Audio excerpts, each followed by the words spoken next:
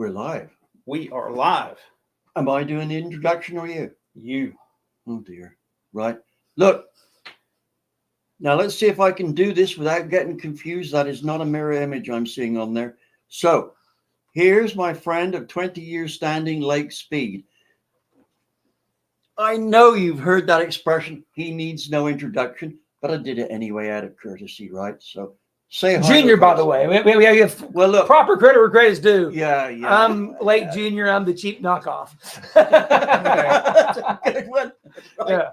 And now, Andy, what we're going to do tonight is we're here solely to give Lake a hard time, right? That's right. Yeah. Right. So, And we're going to learn some really cool things. You're gonna find I got really thick skin. Yeah. I worked at a race team throughout my whole life in the 80s and 90s. You've got to be bulletproof. I'm pretty tough, man. Back in the tough days in NASCAR. Now, Yeah. I want to start off something here that I watched a video that Lake made about a month ago. I think it's about a month ago. And it was about, should you fill oil filters up with oil before or leave them empty, right? And I have been told that it's best to leave them empty. There's no advantage to it. And yet I could never bring myself to do it.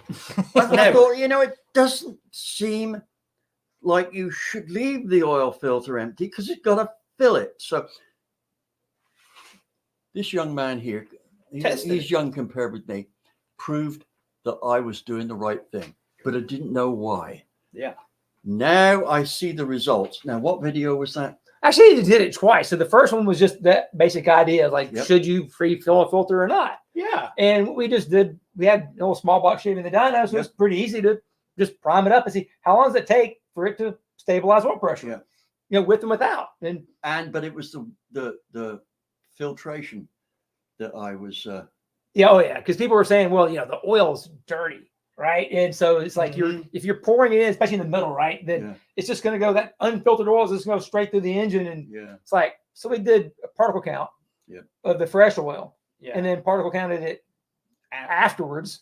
And it's like, well, the oil in the oil pan, even past the filter, way dirtier than the oil coming out of the bottle. So that's right. Now, one myth. That was a short-term oil change to oil change, right? Yeah. Now, if you've just done 3,000 miles on your oil, there's going to be a lot more garbage going around than there is after a few dozen dyno pulls, isn't there? Yeah. And it has time to settle out and stick mostly to the bottom. Yeah. So, but if you go on a long trip, which you don't do with a race pull on the dyno, right? If you go on a long trip, you will stir it up and it's going to go through the system. That's why a good oil filter is always a necessity. Don't buy the cheapest out there. I have a look and see whose oil filter is the best and see if there's any upgrades on that. What's the best oil filter? What's the best oil filter, right? So get one that you actually know is doing the job. Absolutely. What would you recommend at the moment? I use Wix filters. And the thing is, I go back to my experience at Gibbs. They were one of the sponsors. Actually, when I was at Melling, before I was even at Gibbs, we had a theme with Wix. And so I'd worked with Bill Stamian, the engineers. I mean, they're out here in Gastonia. Exactly. So I've been over to their plant, and I saw how they made stuff. I'm like, this is pretty freaking cool. The technology of using particle counts before the filter, after the filter, to see how it was cleaning and what particle sizes it could clean, and understanding that it's the particle sizes that are the closest to the tolerances in the engine are the ones that do the most damage. So that's why you need something that is going to go through that clearance. So it doesn't actually touch anything. Right. It's got to be like putting a pedal car through a double garage door. Right. But if it gets anywhere close.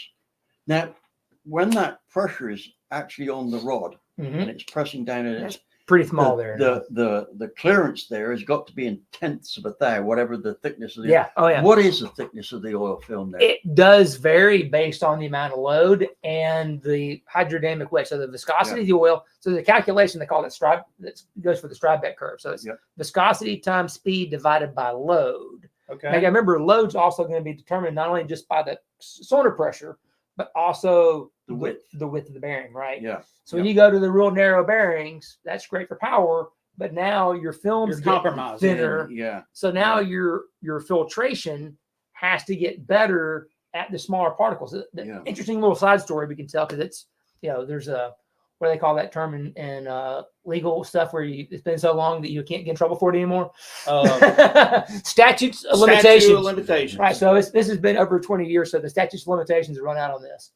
So back in the day, talk to the camera. Sorry. Yeah. I get too caught up talking to my buddies. See, we're getting personal here. Right. So anyway, in the old days, when we were using titanium retainers and stuff, because it was lighter and we were trying to turn more RPM, we had a lot of tie retainer wear. And Should have given me a call. I could fix it. yeah, we should have, right? But we were running the wire mesh style filter. Yes. Like, the old Oberg, then you had the Peterson inline, the Yes. wire ones. Man, we were blowing up stuff left and right, killing bearings. Yep. And you need one of those to start with, then a paper one. that's what the guys at Wix told us. And they're like, hey, here's your issue. And they're like, well, flow, you got to have flow. And they're like, we can make something that can flow, that can target those particles, that size. Here, give us some of the used oil. They can run the particle count. They can see what size particles they are. Then we can build a filter to take that size out. Yes. That is super cool. Yeah. And after that, I was like, okay, ball game over. I use Wix. Yeah, absolutely.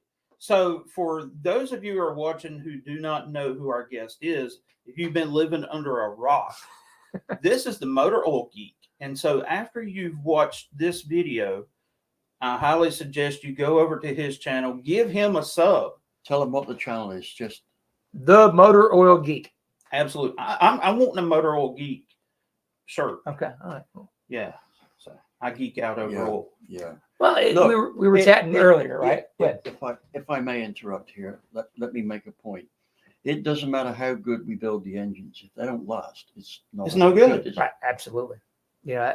We were fortunate enough, we were laughing earlier, that Home Depot, FedEx, and M&M's never cared how much money we spent on oil. They only care about winning races, winning championships, and we had to get there to the end. To win the race, you got to finish the race. Yeah. And so we were very much focused. Even 15 years ago, we were focused on what was the durable power. I mean, that's kind of the new. I say it's new now because everyone focuses on, okay, well, how long will the engine make that power? Because these guys are running engines 2 and 3 and 4 races now in NASCAR. Yeah. So they're looking at, well, it's not how much does it make new. How much does it make when it's got 1,500, 1,600 miles on it? Absolutely. We were actually looking at that 15 years ago. Yeah.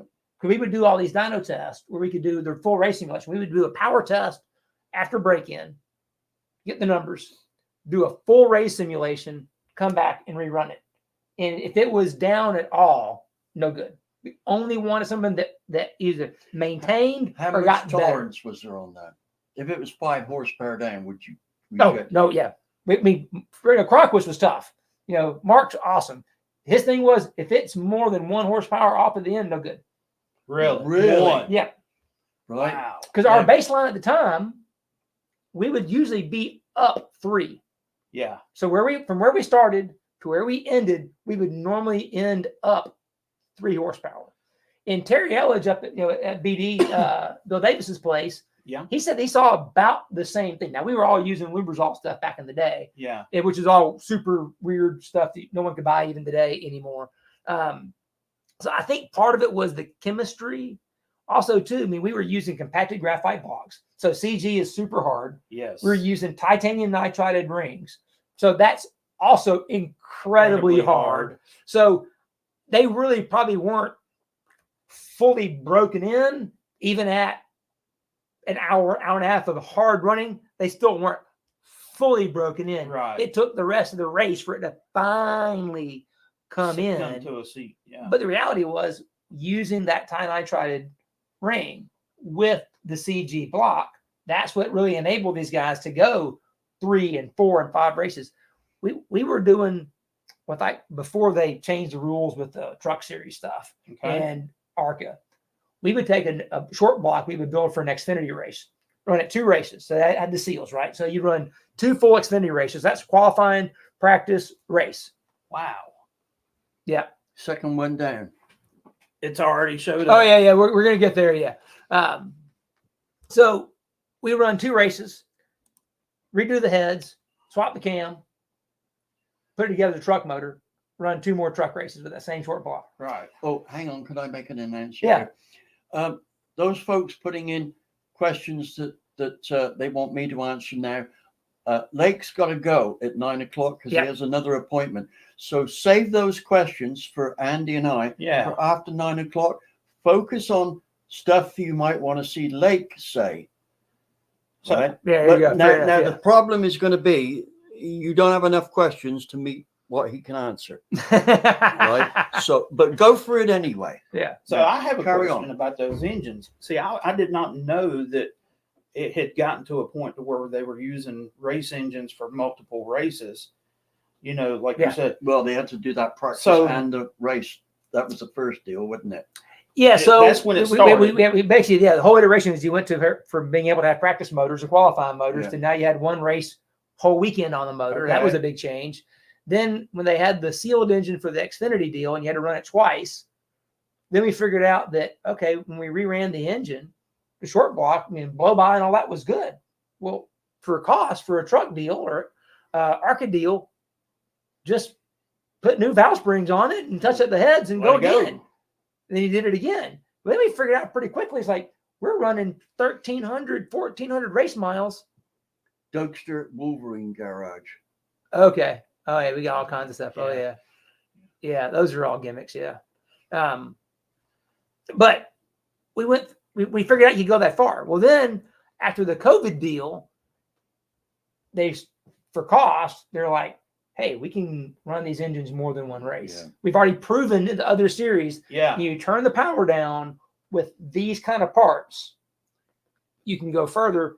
Now, what I'm understanding is that, what NASCAR hasn't, let me back up a what, with the Xfinity deal and the Truck Series deal, when they gave you the seal and they sealed the engine, you had to bring it back within so many races. Okay. Now what they do is say, here's your seals for the year. Whoa. So what the guys are doing is they're saving 10 new seals for the last 10 races for the chase. Bingo. It And does take a rock they're scientist. running races. They're running engines 3 and 4 races now to be able to have seals left at the end of the year, Yeah. or Save right the there good the very stuff to the last. yeah. Or if you're the last few races, if you're on the cutoff and you need new stuff, then you can bring new stuff. Kind of like Verstappen this weekend used his last new engine for the year. If he changes and puts another engine in for the rest of the year, Ooh. he's going to have to go to the back of the grid. And they don't have the advantage they used to have anymore. I mean, I don't know if you watched the race this morning or not, but Lando Norris and those guys at McLaren, they're right there on them now. Yeah. It's the whole game has changed. Now, So this is the Formula 1. this is Formula One. Formula One. I'm a Formula One fool. Well, I fell in love with Formula One about 7 years ago. have you ever seen a Can-Am race? I have. I would love this. Can-Am race and Australian touring car. Oh, don't even Right. get me started. Don't even mention Bathurst. We'll be Right. ruined for the That's rest of the it. night. Now, Bathurst is the most badass yeah, He-Man yeah. racetrack on the Now, planet. Bar none. I was supposed to drive a Toyota. It would have Okay, let's supporting see what races we there. have here. Yeah. This is way back like 1988, 89. Yeah. I can't remember. And about 2 days before, some rich guy came in and bought the seat for his son. Yeah. And here I am left in the pits, because I was already there. Yeah. Oh, God. Right. And I thought, I've even got my helmet painted for the job again. But yeah, Bathurst, number one road course. The number 2 is Nürburgring. Okay, I've never been there. I wanna go. That's on my bucket I've list. driven on a bit of the track, but not all of it. But I've been round on The Nordsleaf. Yeah. Yeah. But I would like to have done Nürburgring because it looks like the English country roads, and I'm good on those. So let's get back. Okay, yeah. Let's open this Pandora's box. Sure, here. go for it. Yeah. All right. Let y'all open it up. Well, listen, this is where I this- want to learn. Well, there's a backstory here, right? And Yeah. I really want to say right now, this guy is partially responsible for me even being around here anymore. Because when we started off the oil program at Gibbs Yep. in 2004, Okay. we had really no budget to do anything. We had about a 6-month commitment to even test the waters. Okay. Because in fact, we've got a little bit of time. I'm gonna give a quick Yeah, backstory. yeah, yeah. That's okay. Okay, so if you know the backstory, I'm sorry, but for people who don't know, I'm gonna go ahead and tell you the quick history here on how all this stuff came into being. From 92 and through 98, Shell was one of the associate sponsors at Gibbs. If you go look back at the old interstate battery car when Dale Jarrett drove the car, they always had the Shell Fire and Ice, on the car. Because Shell was one of the associate sponsors. Well, then Shell got out of NASCAR in 98. Well, the thing was, they were supposed to be the primary sponsor for Tony Stewart the next year. We already signed Tony. He was leaving the IRL, coming to NASCAR full time. Fortunately, Home Depot stepped in, took that deal. Rest is history. Yep. The trick was when Shell sponsored us, we just got these 55-gallon drums of they called their motorsports blend oil. We had no idea what it was. We just knew it came in drums. It was in a yellow oil can. Period. And you're going to use it. We used it, and we didn't really have any issues oil-wise, so we didn't care about it. Yep. Then all of a sudden, in 99, we don't have the motorsports blend anymore. And Cronquist and Jason Line and those guys are out testing everything they can get their hands on to try to see, and nothing could really meet that same blend of durability and power. There's stuff that made more power, but didn't have the durability. Right. There's stuff that had great durability. Didn't make the power. All right. And we're really struggling, especially on cam braking, because those are the old flat tappet days. Right. Still Stanlite welded stuff. So there was all these variables. We were pulling our hair out, losing 1 in 10 new cams on the dyno. With stellite lobes. Right. That's the point we got to make there. Stellite's like the toughest shit. you can come Oh, across. yeah, this stuff's crazy hard, and it was weird because, and I'm sure you know this and look through this. The regular cast cores, we would wear better than the Stellite, but they freaking break. Oh, Yeah. But you got the cast one to break in right, it'd be okay. But they just freaking break. Out of nowhere. Yeah, they weren't strong enough. Yeah. The Stellite ones, okay, they would live, but they tended to because of the welding and everything, and depending on who welded it and how they welded it, it could be nasty, right? Right. So anyway, that stuff breaks up and goes around the engine. It's like throwing in diamond paste. yeah, it's awful. So we were at one of the GM key partners meetings, and the guys from ECR were there, and we were saying, man, we were just really struggling with this cam stuff and everything. And said, well, you need to call Lubrizol. We're like, what? Who the hell is Lubrizol? Yeah. They make the tetraethyl lead. They made all that additive stuff, right? And Yep. they invented ZDP, zinc, we all call it. They invented it in 1941. And they said we had the same problem. We had, 76 had changed the additive package, and we started losing cams left and right. Of course, 76 didn't make the additives. They just blended stuff. They had refinery that made base oil. Yeah. They didn't make the additives. They just take the additives and mix it together. So they did that, and I said that was our problem. So we had to go back to Lubrizol. There's actually an SAE paper about it if you want to go read about it. They went through all this testing to figure out what was the right combination. And so they fixed the problem for us. Called them. They'll help you out. We rang them up. We said, hey, ECR told us to call you. And they said, no problem. We can fix that. Lickety split. They got us a braking oil, got us a race oil. We go out the next year and win the championship without a single DNF. Yeah. No engine failures. Everything's great. We're happy as we can be. Well, then time goes on, a couple of years, and Lubrizol is basically doing this kind of skunk work stuff, either for the major oil companies or directly for the race teams. Right. And they're like, this is tough. This is too much work for us to try to manage. We're going to go to one. So we're going to go sign a deal with one team and make everybody buy That one. that one. Yep. And Gibbs was the one that said yes. But Good move, wasn't it? it was, but everyone was tepid because no one wanted to sell what they were using. Right. No one wanted to have, they were all, Yeah. even like I said, Gibbs, they said, we'll try this for 6 months. We'll see. If it doesn't work in 6 months, we're pulling back. Right. So they obviously with Joe, they didn't want to mess his name up or anything. Right. So we had back to the story. We had no budget to really work with this thing, but we had this oil that was very unique. And I reached out to this guy because I knew who he was, you know. And I said, hey, here's the deal. We got no money. And you were teaching at UNCC at the time. Yeah, it was. Yeah. And Yeah. you were writing for Speedway Illustrated sometimes. And I said, tell you what, let's horse trade. I happen to have a Dodge NASCAR that has one of the Truck Series engines. It was a show car. Yes. But it was a full race car. It was one of my dad's old Speedway cars.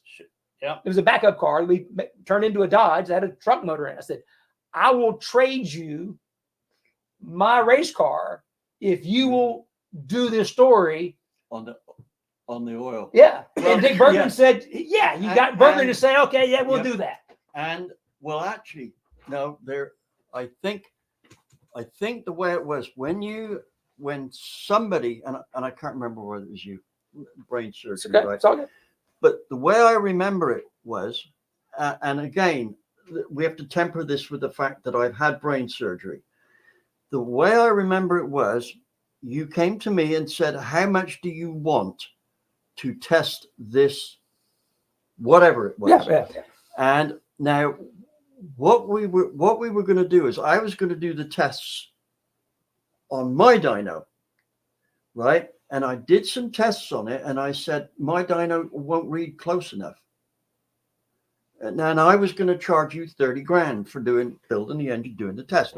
That's when the route changed from my tests, because I said, look, your oil's looking good, but it's still within the noise, right? It on this test here, it looks better than everybody else's, but it's still within the noise. Of the dyno, yeah. And I said, what have you got for a dyno?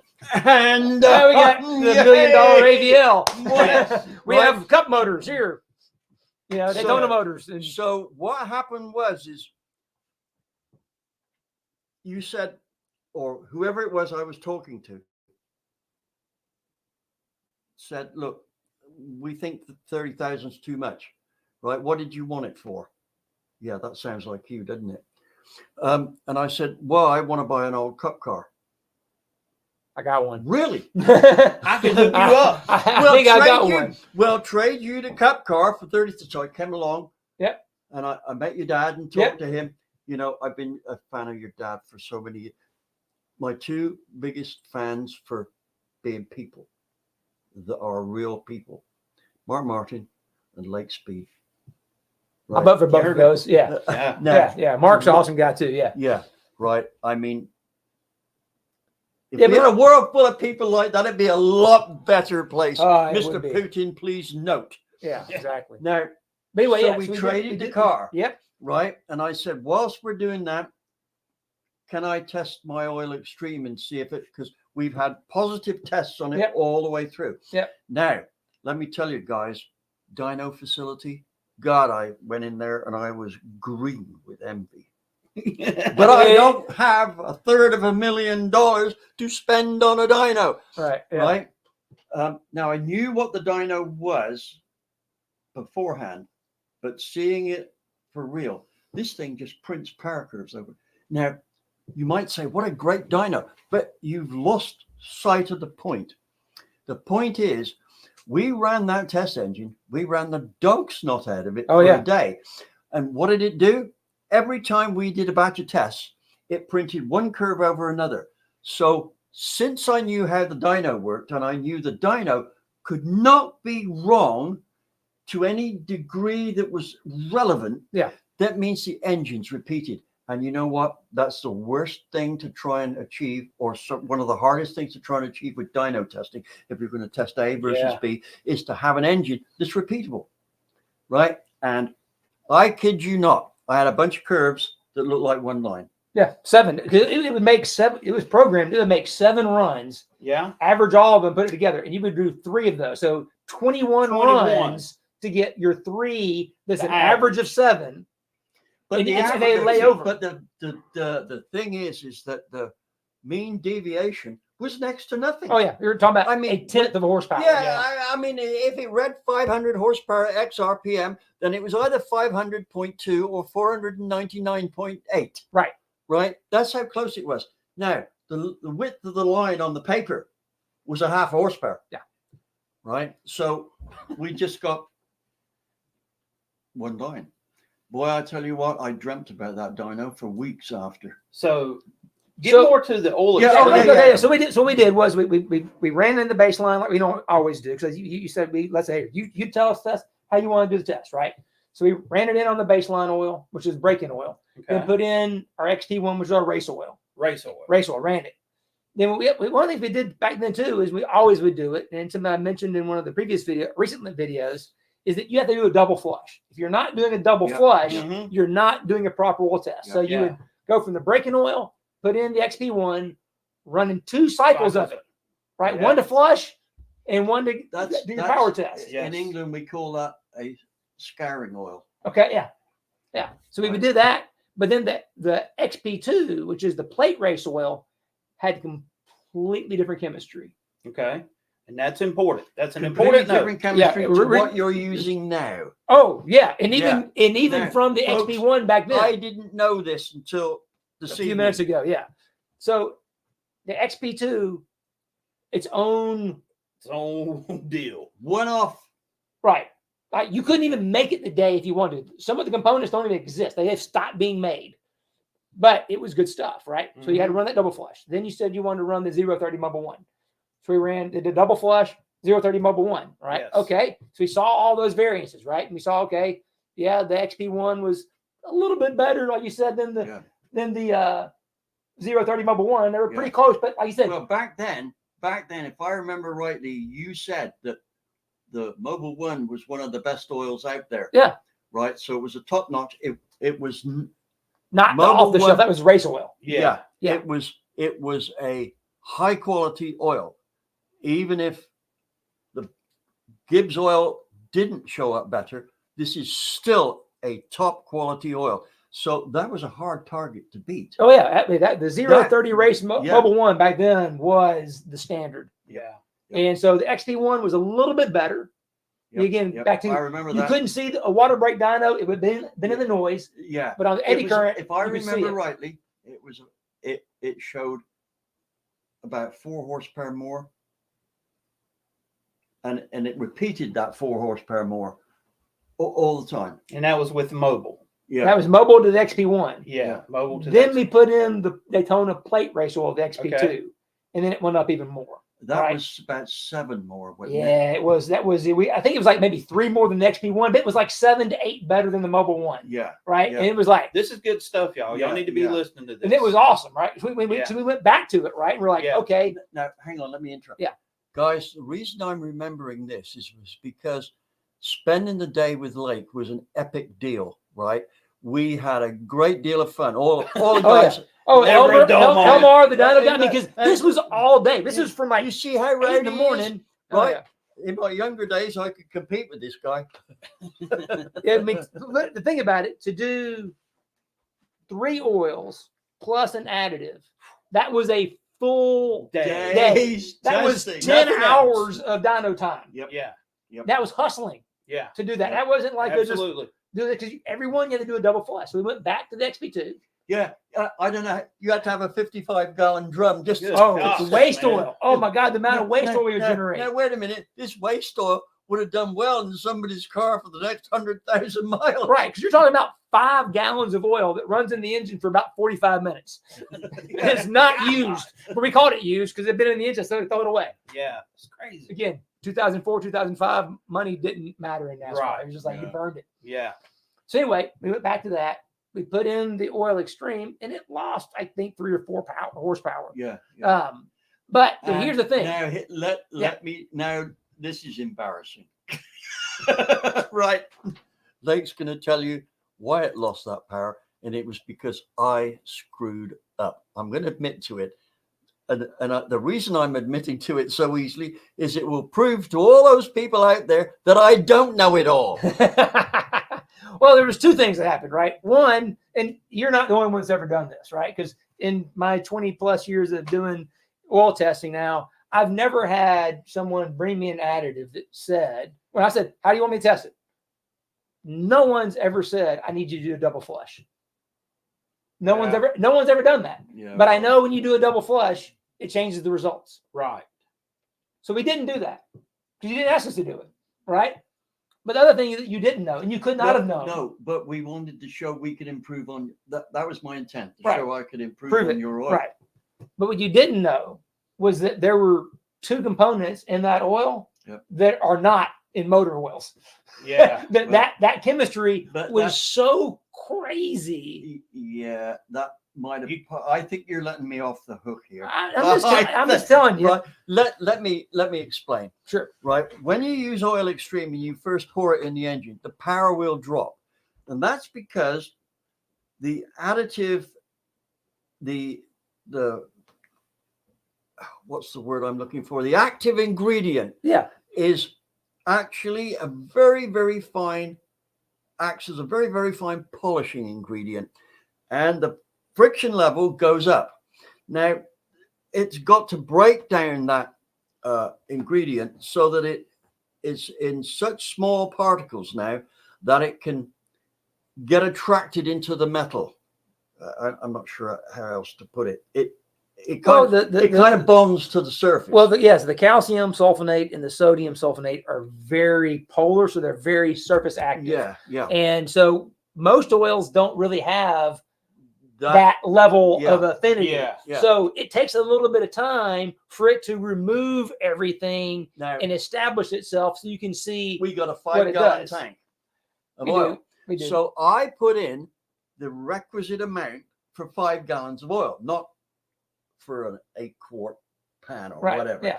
Now, usually what you do with an engine is you pour in the oil extreme and you run it for half an hour to 40 minutes at road speed, Yep. Well, the thing is I forgot we got to break down the 3 times as much additive in 5 gallons of oil. I completely overlooked that. It was still in its high friction mode. Yeah. Right. So the reason it didn't show any more power on that test was pretty much all my fault.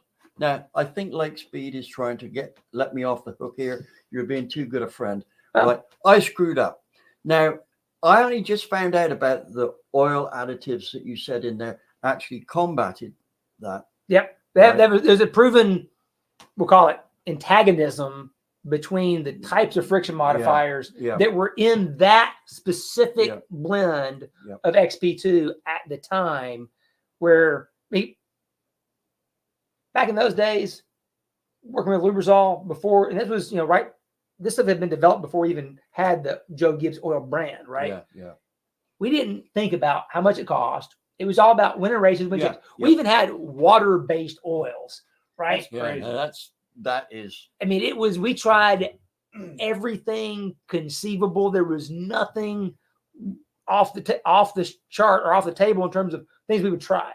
So when we had a Daytona, race oil, that was back in the day when all I had to do was go 500 miles. Yes. And a 500 horsepower motor that could make back then unrestricted, 800. Right.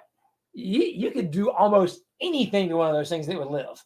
Yeah. So you could get really crazy with chemistry and live and still make power. So we were doing some very unconventional things, which is why, when we did the video about additives, one of the guys in the comments had said, man, I'm using oil extreme in the driven GP1 and I'm seeing 10 horsepower. And I'm like, yes, that's the perfect example, because the chemistry in GP1 is more like a regular car.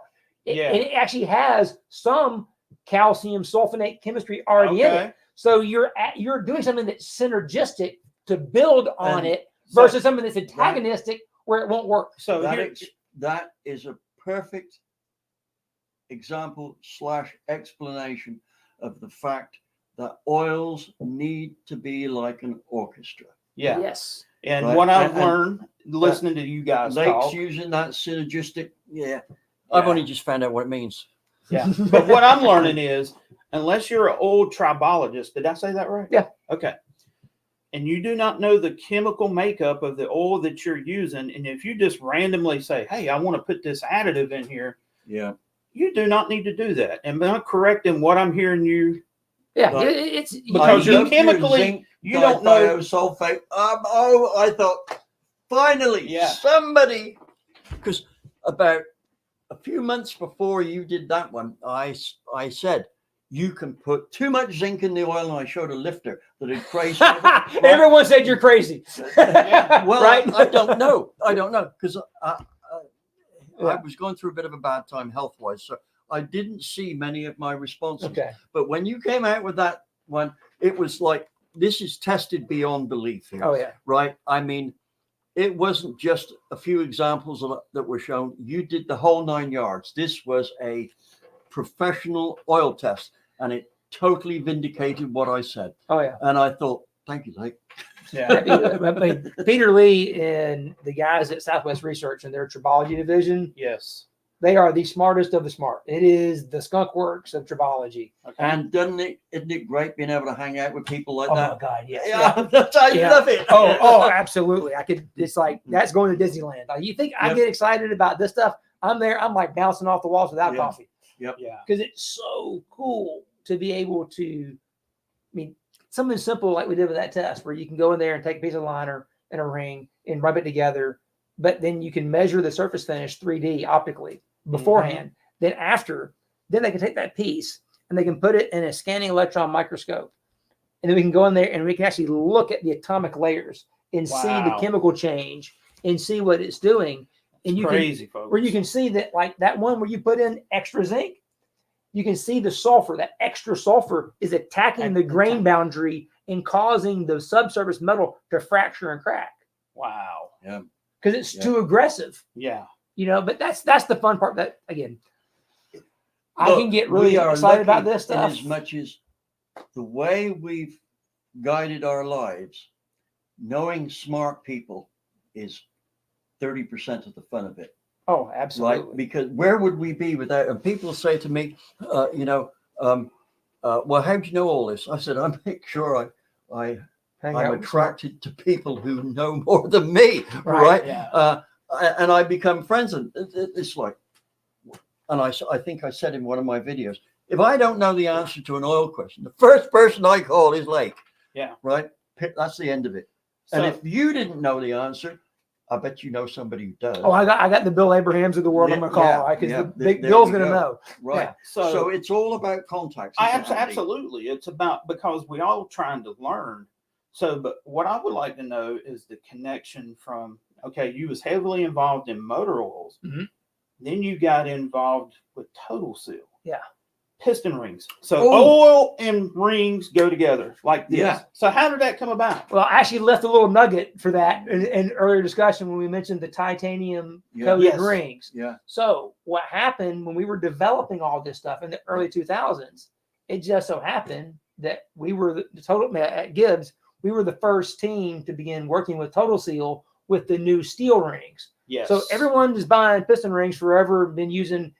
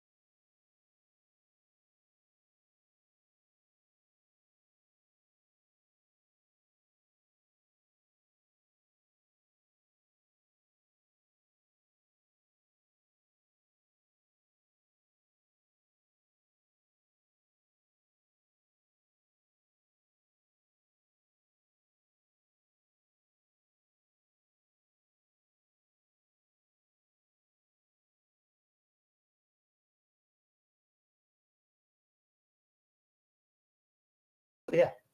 Right. 100%. Yeah, we need to get together on that. Yeah. Okay, I think we're back. I hope. Can everybody see us? Right. Give us a thumbs up. Yeah, give us some kind of. No, the Ice Age hasn't started. That's tomorrow. Oh, okay. It says we're good. All right, awesome. All right. Yay. Man, I was worried we lost it. Yeah. Where were we even at? We're Um, having so much fun. yeah. That's God, I what- hate you've got to go at 9 o'clock. I know. Where I'll were tell you we? what, next time, Oh, It's Total the Seal. That's Total Seal. That's right. get a taxi over here. We're going to Get have it. rum and Coke. All right.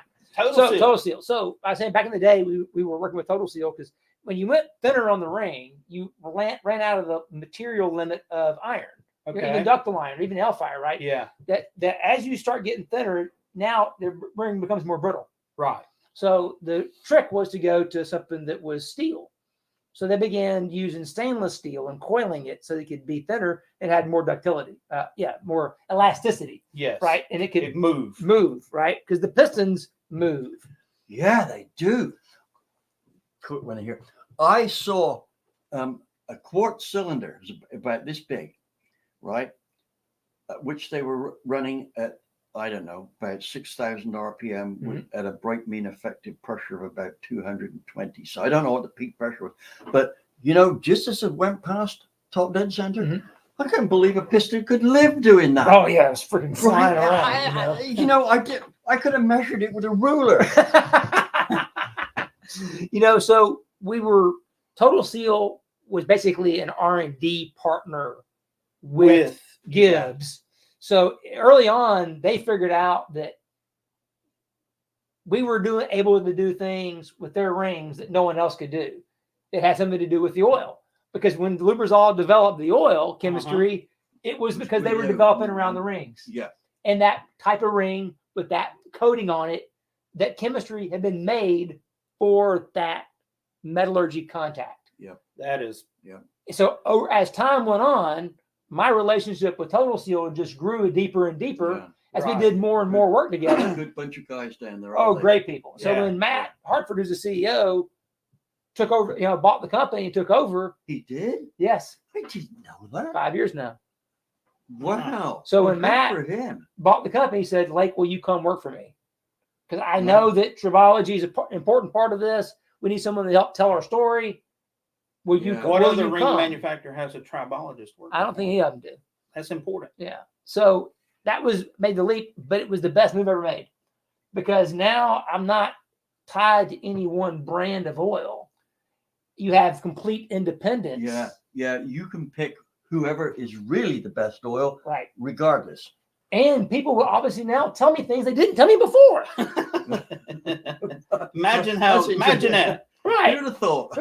That, and then I met a guy. It's a guy you need to get to know.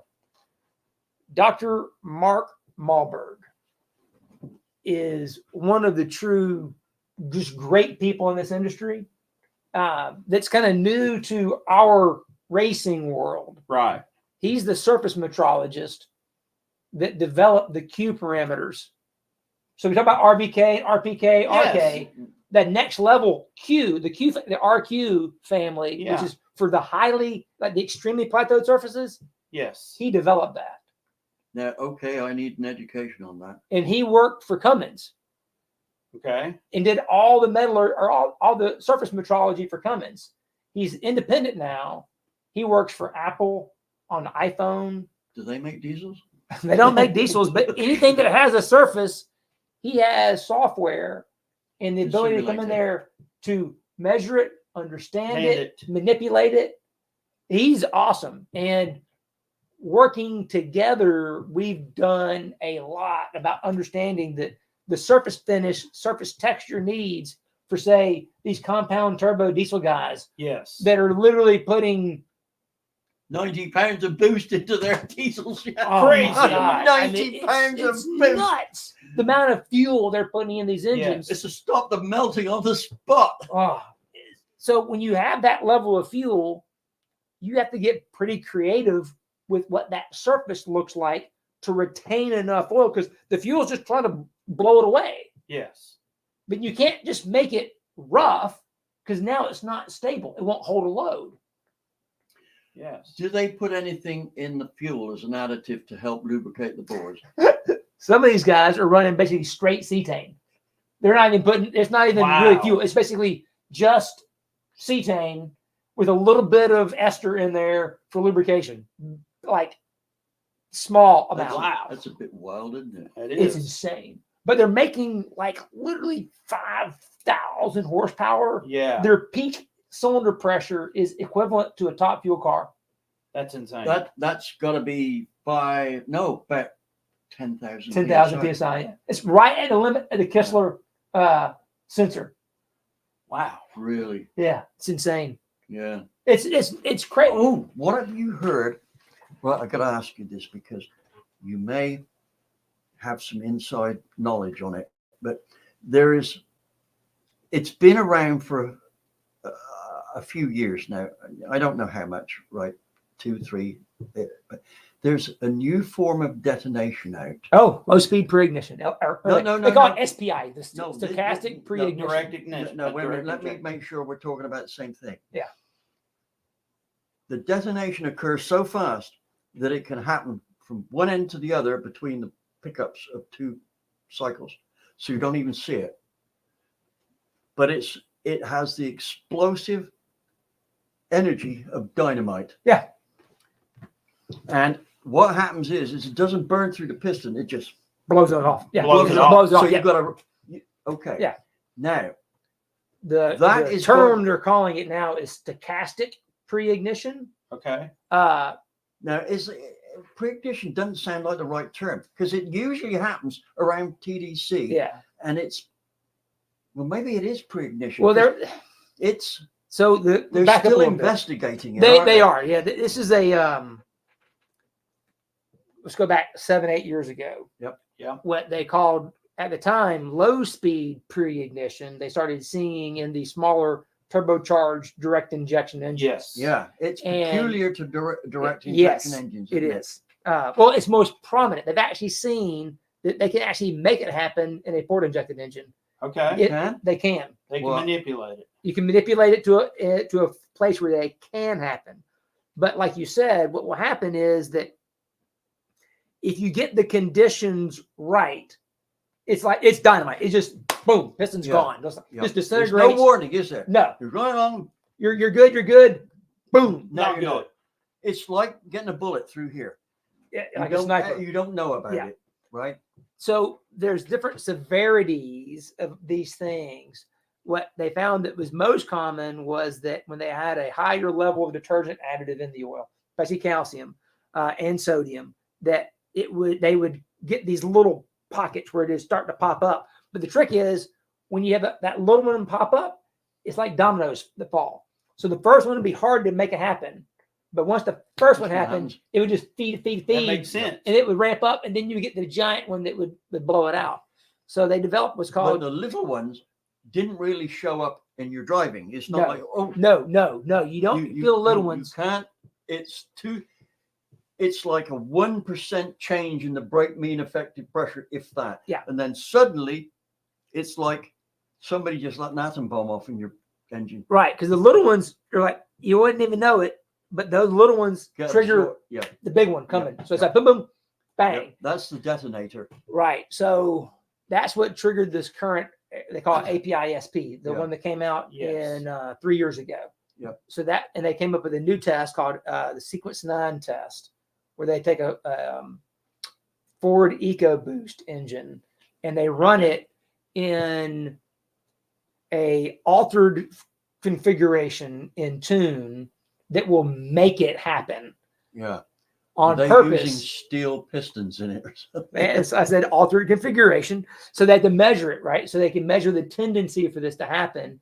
And so most of the OEMs have worked on tune, injector type placement. That's why a lot of OEMs have gone back to dual fuel. Yeah. Because they know that it will happen under certain areas of the tuning curve. Yep. So they'll just run the engine in certain transients on port injection.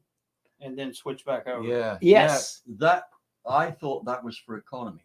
No, it's to avoid Well, that's okay. the But mega detonation. I'm glad you came over. Yeah. But Now, is it I- actually a function Hang on, of the Andy, wrong can I- oil? before I forget. Yeah, go right. ahead.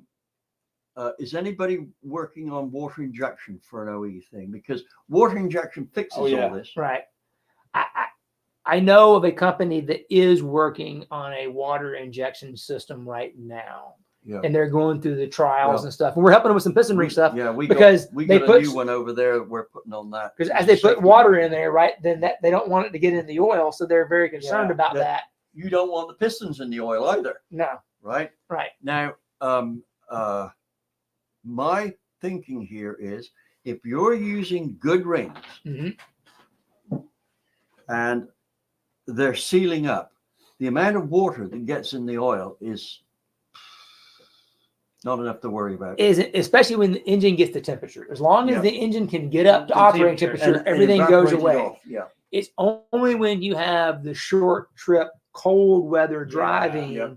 And that's where it builds up and Yep. it becomes a big problem. and that's anything less than about 20 miles will do Oh, that. absolutely. Yeah. Right? If you want to avoid any problems with oil and water getting in the oil, you need to have your trips 30 miles or more. Yeah. Right. And the other thing is that if you're doing short ones, changing that oil soon is Absolutely. really the thing to do. Right. And here's the thing. Very often the oil comes out looking so clean, you think, why am I changing it? Right. But somewhere in that oil, there'll be water. So the bribe thing is water content, which will separate from most oils. Yeah. Water degrades the ZDP and antioxidants in the oil. Okay. So the oil will again look okay, but it's not. It's not. It's functionally lost its Yeah. ability to do its job. Mhm. I mean, there was a lady that worked for General Motors. Her real name was Shirley Schwartz. Her nickname was Sister Sludge, and That's interesting. I got a whole video I'm going to do about this. I spent some You've time got to. talking with two of the guys of the three that work for General Motors that developed the engine oil life system that's on the GM cars and trucks. They did it in the 80s. Oh, wow. Yeah. I like that. And they told me the whole backstory. Yep. But the little trick about Shirley, where she got her nickname from, was that she said, I can make anyone's oil fail in less than 3,000 miles. So it didn't matter if it was ExxonMobil, Shell, it didn't matter. She could do it. I can make your oil fail in less than 3,000 miles. And they were all, I said, easy. And that coming from a girl as well. That, Right. Oh, yeah, they were, especially in the 80s, right? This woman telling them, I can kill your oil. She said, all I got to do is put it in my grandmother's car.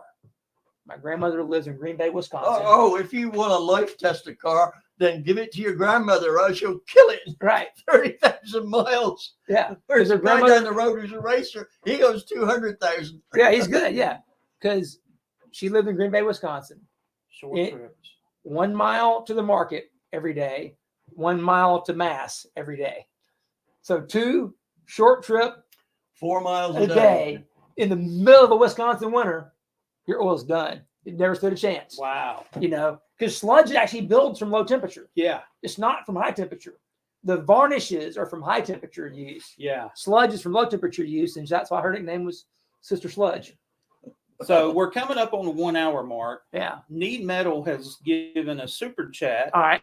and is wanting to know the difference between motorcycle and car oil. Well, he's in the question.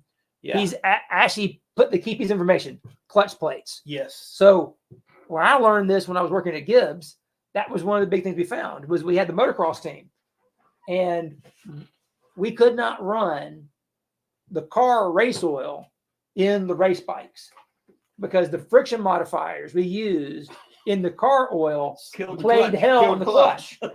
Here's the other variable, right? Because there's always variables. The rider, the driver, how he used the clutch would determine how severe the failure would be. Yeah. Wow. So like Bubba Stewart, done, game over. He used the clutch so much for traction control. That's, I was going to say, I bet That's you pretty slick. he plays a tune on that clutch like it's a Maestro. Yep.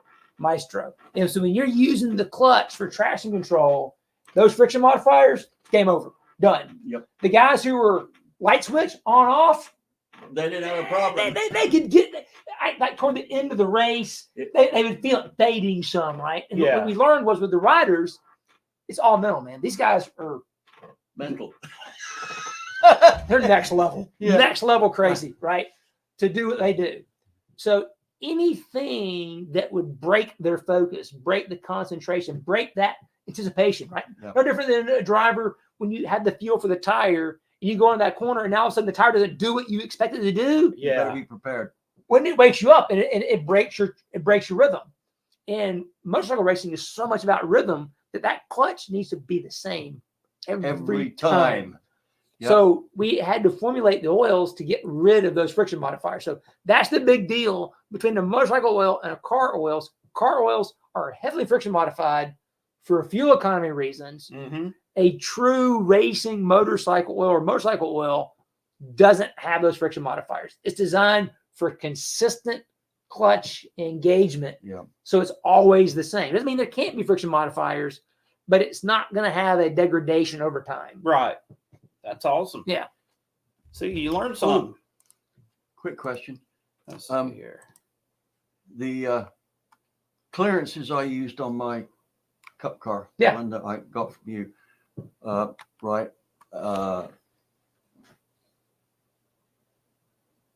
I think you gave me those clearances.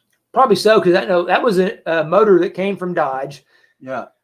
Ted Flack got us that engine, they and were- Joey Harrington built it initially. Yeah. And I think Danny Glad still worked there, and I think Danny gave me all the build Yeah. sheets Yeah. for It it. And was said, like- here. about 1.2 thousand. Yeah, it on was tight. It was very tight. Yeah. Oh yeah. Yeah. Now, and also the oil that, and I think that you recommended it again for it was a thinner oil than I expected to use. You said this is what we're currently using with those, because the last time I built a cup car, we were using 2000 bearing clearance.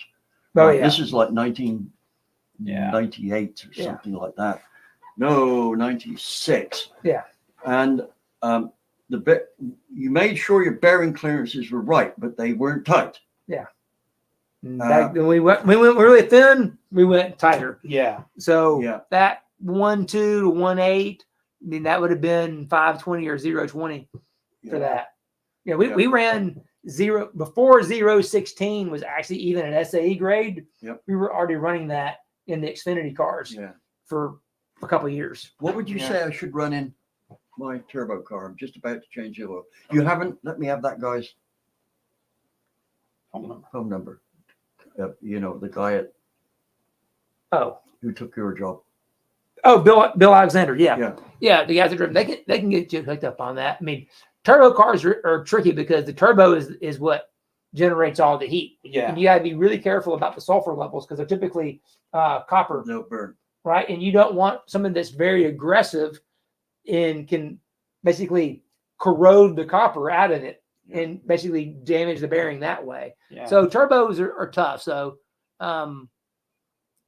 if you know the bearing clearances and that, I mean, Oh, I looked them up, and as far as I can remember, they were like 1.8 to 2 or something. Okay. Somebody out there is going to correct me. 1.8. Right, So if you're in that range, then that would be like a 530. Like the what I would get for if the guys that driven hook you up, the DI 30 is a really good oil for that application. It's designed for direct injection. It's designed for high temperatures Good and stuff. all that. It's got all the latest modern chemistry in it. Where we took that base chemistry and it was borrowed from the project we did with Oak Ridge and GM Yeah. when we were doing the 0W12 and putting it in the direct injection engines.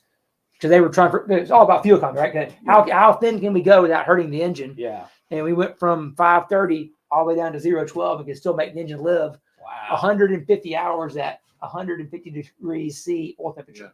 Now, the car doesn't do many miles, Yeah. but we're doing this, aren't we, Andy? For Yeah. not drag strip use. We just test on the drag strip because Okay. we're looking for power. Yeah. But we're going to run VIR and Oh, okay, cool. and if they open the track at Charlotte, and what's the other one down the bottom there? Right. Daddy won't. Yeah. Daddy Longlegs. Yeah. It's over there about 70 miles. Kershaw? No. That's it. Oh, Kershaw. Yeah. Yeah. Yeah. I was thinking about the Granddaddy Longlegs. I do have a question for you though. E85 Mhm. versus regular pump gasoline and the breakdown of the oil. Does the E85 break down the oil faster compared to regular? Absolutely. And Yeah, so it like would. when That's an alcohol. Yeah. yeah, trait and with it normally dilutes a whole lot faster. So Ethanol is not as chemically stable as yeah, methanol is. I And did not know that either. No, I Yeah. didn't know that, but we use it so quick we'd never know. right. Hugh Spikes, one of my other guys, it's like he's the guy, right? He's a fellow over in the UK at the Imperial College London. What's his name? Hugh Spikes, Okay, I don't know. Dr. Hugh Spikes. He's next level. If he's got a genius. fellowship, look, he's in the top 0.001% of brains. Yeah. Oh yeah. Right. Oh yeah. So what they did is they developed some ways they could make parts so thin that an optical microscope can see through the metal. What? It's got to be just a few molecules thick. Yeah. So they would do is they would make these super thin films, Wow. laminate it over another piece, but then at that contact point, they've got that little bitty tiny hole drilled where they could then support it with glass and then measure through it. So they can actually see and measure film thicknesses. Wow. That And is you can watch the insane. formation. The crazy thing is they would go from a gasoline engine to an E85 engine, and they ran E85. The solvency and the polarity of the ethanol would come in and wipe all the oil film, all the additive film away. Yeah. It's crazy, like because they were doing some stuff in Brazil, because Brazil obviously was the big, everything they was live on 80 alcohol. right. So they're like, we've got to figure out a way to keep the wear down in the engines. Yes. And they had a suspicion that it was something to do with E85. And they're like, yep, it's inhibiting film formation. So you're going to have the additive guys are going to come up with an additive chemistry that's more aggressive than Stick it on standard there, to stick on there, because this stuff is going to be wiping it off. absolutely. Yeah. And these thin films, I can see it. It's crazy stuff. That's high tech in itself. Just that being able to do that. And they were able to do all these tests where you can see it, measure of time. Like here's 0 hour, here's at 200 hours. What happens? And Wow. introduction and back to operating temperature. When the engines run cold, there was more dilution, yeah. and it was way worse Yeah. happening. You know, Yeah. What would you say the ideal temperature for oil is? ideal. I like to see it around 220, hot enough to kick everything out. Yeah. Yeah. Now here's the thing that I tell people when they talk to me about. I see you want your oil between 210 and 220, and you want your water at about 170. Absolutely, makes you're gonna run great that way. Yeah. Yeah, but getting it's not always. Oh, easy. it's hard to do, Yeah. right? Especially when you're running endurance testing on the dyno. Yeah. You will run yourself ragged trying to Absolutely. maintain that. Like if you've done it before, you know. If you haven't Yeah. done it, I did I'm a just telling you. 500-hour test for. It's insane. The results had to go to the EPA, so Yeah. it had to be. right, My dyno had to be certified. Yeah. For EPA to do that, test. 500 hours, and let me tell you, and never again, never again. No, yeah. So- It was the most boring, work-intensive dyno testing I've ever done, and we only from the time we were taken on for the job to the time we finished, we only had 535 hours. Yeah. So we had to do a 500-hour test with only 35 hours to Spare. prep Yeah. everything. I think everybody in my group was suffering from lack of sleep. Oh, that's We- why. we did it between three of us, and we had to run it 24 hours a day. Yeah, that's why Southwest Research Yeah. exists, right? Because they're the pros at doing that kind of stuff. Yeah. When they run there's a MAC test they have to run for diesel stuff that runs for 500 hours, and they start it and it runs for 500 hours straight because they Mhm. run 24/7 there. It consumes 2 tankers full of diesel. Yeah. That's insane. It's nuts. Our engine was 850 cc, so we didn't quite Yeah, use yeah. that much fuel, but Yeah. and we didn't. It wasn't run full throttle, Yeah. or no, it wasn't run full RPM. I think we ran it at about 3,500 to 4,000. This one, No, it went through a cycle. It went at cruise, for X number of minutes, then it full throttle to 3,500, then it dropped down, and it went up to about 5,000 for a short time drive. Yeah. Right, but we could program the dyno to do that. Yeah. So BNR, I know that you made a comment about methanol.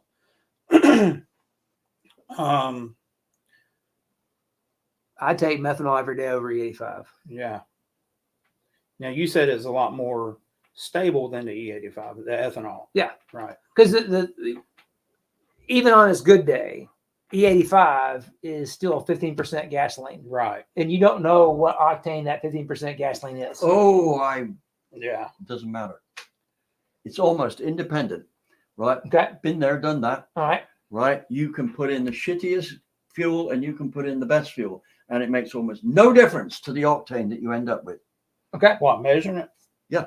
I Right? did not know Almost that. no difference. You got so much octane there that it's not an issue. I think like going from some 76 octane to 98 octane, the end result is only about one number. Okay. Right. So If you're mixing up your own E85, you can use 87 octane fuel and not worry about it. Okay. Between 87 and 93, it's like No, 2/3 no, or no. 3/5 of Okay. nothing. All right. so you But, got but methanol still Yeah. chemically, it's a smaller, more tightly bonded molecule. Yeah. Well, it Then- also will make a bit more power Yeah. than ethanol. Yeah. Now, E85, I don't think people are using it right out there. For instance, they're not using enough compression. They are not camming it right. They are not designing the combustion chambers right. They don't have the ports right.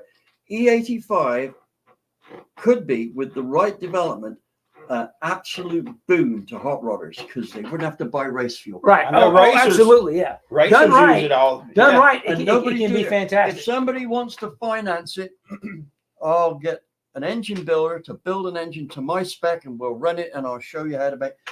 Ethanol is worth probably 25 to 30% increase in power if you build the engine to suit it. Yeah. Everything I said, the combustion chamber has to be It's- right for it. What's that word you were using? Synergy. Yes, that's it. Yeah. What is it? Something about symphonies. Symphonies. So Yeah, but that's one thing I know. A buddy of mine used to work for Honda, HPD, Yeah. the racing side. When they went from methanol to pure ethanol, right? From methanol to ethanol, Yep. they didn't change everything the first year because yeah. everyone said it's the same. Octane, blah, blah, blah. And they're like, no, because what happened was they would actually fatigue the pistons over the course of the race because their ECU was so smart. It would take it to whatever detonation was and then just back it down to Just enough. a creek. But then it was always trying to hunt back towards it. Yeah.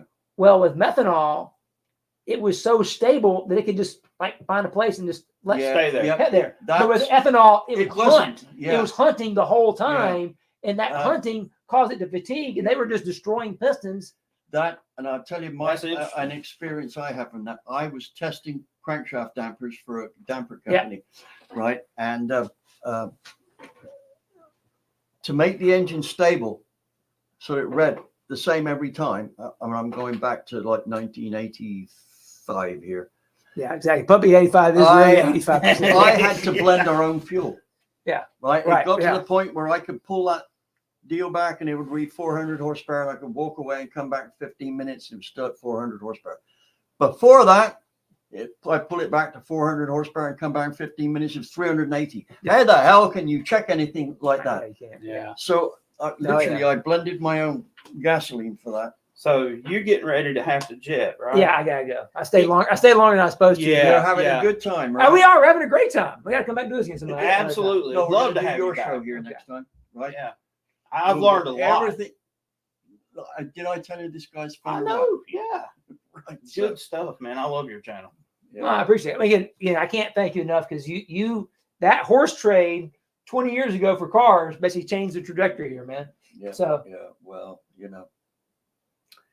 I think about it all the time. I We haven't talked enough over the 20 years, but Yes, we haven't. I routinely think about that situation of here we are, and that you were willing to make that horse trade Yeah. with that car, and how everything is different because of that. Because without that moment of being able to do that test Yeah. and be able to kind of get a foothold in the market, this thing probably doesn't go on. And Yeah. if it doesn't go on, then I don't get to go work with the guys at Lubrizol. I don't get to go get all that training. Yeah. Well, It's a different life through it's one of those all moments. fortuitous, Right. right? I think we do make our future ourselves. You made decisions that made sense to you at the time, Yeah. right? And obviously they were the right decisions. I would trade the car No, again. No, they were decisions which benefited you and everybody around you, Yeah. right? I made the right decision in going with that trade because I benefited from it, because I got this cup car to rebuild. Unfortunately, my health wouldn't let me drive it, but Yeah. my little daughter drove it, right? And I remember when she first drove it, she was only about 14, and 16, Yeah. right? We 16. went to Concord. Oh yeah. Traffic Yeah. Concord, right? Now, of course, it wasn't geared for that. It was geared No. So- No, it was not. so never got into high gear. But I mean, the thing is that when she, I said, don't hit the wall, keep away from the wall. It's your inheritance here, right? And anyway, Which if anyone's been to the old Concord track, you know that's not the easiest thing to do. no, Coming out of turn 3. not with 704 horsepower. Yeah, and you're in third gear, and if you just look at the Right. throttle pedal wrong, it'll spin the You know, tire. Yeah. After about 25 Ask me how I laps, know. she came in and I said, well, how do you like it? And this is her words, as near as I can remember. It's like the giant hand of God hurls me out of the corners, right? And I Yeah. said, you like it? And she said, Dad, it goes just where you point it. And I said, oh, Yeah. thank you for that. Yeah. Thank you for that, Daniel. I said, you know, the number of race cars I've driven that handle like a piece of shit. Yeah. Right? I mean, No, that's I have got immense respect for Jeff Gordon. I drove one of his cars, which was set up as per a race that he won at Charlotte, Yeah. and I drove it at Charlotte. I couldn't believe how badly it handled. It terrified me. Now, I took my cup car around Charlotte a couple of times. I could come through those corners with one finger on the wheel like this. Now, I wasn't going 195 miles an hour like Jeff, yeah, Gordon right. Yeah. but I was probably going about 188. And the reason I wasn't going 195 is I can't afford to wreck this car. I just spent all those years rebuilding it. You know, do you know how much it cost me to rebuild the engine? And it was nearly in perfect condition. It still cost me $12,000 in parts. Yeah, I'm not surprised. Right. Yeah. And I thought, God, I can't. Valve springs alone on those things is Yeah, ridiculous. it's crazy. Oh, I got in touch with Hornet? Chris. Oh, Chris at Yeah. PSI. Yeah. Or not PSI, but Pack. Pack, Yeah. Oh, yeah. Great. Yeah. Chris, Yeah. right? God, that guy's a comedian, right? And I miss not seeing him at PRI. Yeah. Because we talked about spring. Hey, how's the spring business? Oh, good. Then we'd start telling each other jokes. Yeah. Right. Yeah. And about an hour later, I'd leave. And I thought, well, that was a good, well spent hour. Yeah. I hadn't learned anything about springs because I could get him on the phone. Right. Yeah. We need an answer. Anyway. He'll take care of it. Yeah. Well, On about 3 or 4 occasions, he sorted springs out for me that have been unbelievably successful. But the one that I'm really overwhelmed with was he made a spring for me that cost Pack about $6,000 to make this set, which they gave me, right? And it was for a vintage motor for vintage racing, right? And we were turning that in small block 4. We were turning that engine up to 8,000 RPM with a race cam. Those springs were actually slightly lighter than the stock ones. Yeah. Right. And he said, please don't tell people about these springs yet, because these are our prototype ones. He said, I'll tell you when to tell about them. Right. But you know what? That engine revved around to 8,000 RPM. Like No it was a problems. watch. Oh, yeah.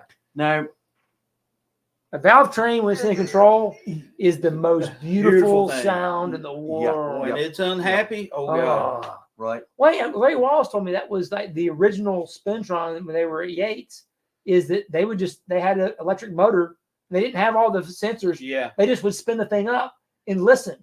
Yeah. It sounded bad, and they're like, it's "Oh, that's but not you know, bad." they could have used a strobe on it, right? Yeah. You know, Yeah. Harvey made his spin fixture Yeah. back in the 59, Yeah. 60, He's sitting there with a right? modified timing light looking Yeah. at your But you know, mouse. it worked. Yeah.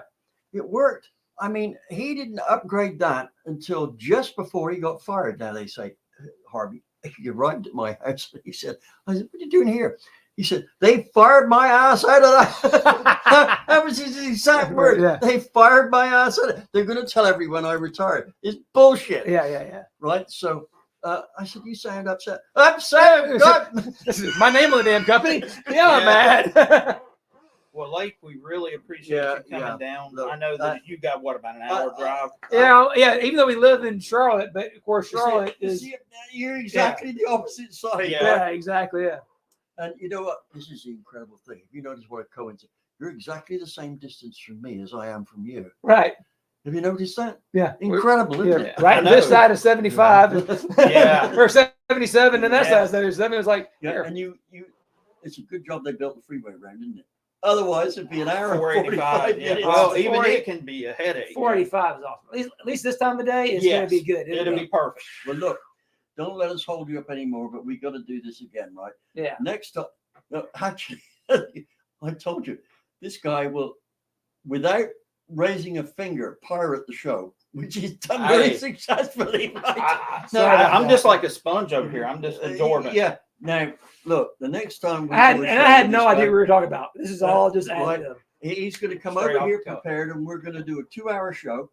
We'll get the sherry and all that on the table, and we'll get Josephine to bring down some snacks, and we'll make everybody there pissed off they're not actually here. Right? So let's plan on that. Now, I know you're busy, so we'll plan it. Yeah, we got it. We'll get around to it. Oh, by the way, I told you this. I think have a about surprise for bringing you. along for show and tell. Well, I have a surprise for you. When I went to Bristol a couple weeks ago, I talked to Greg Anderson.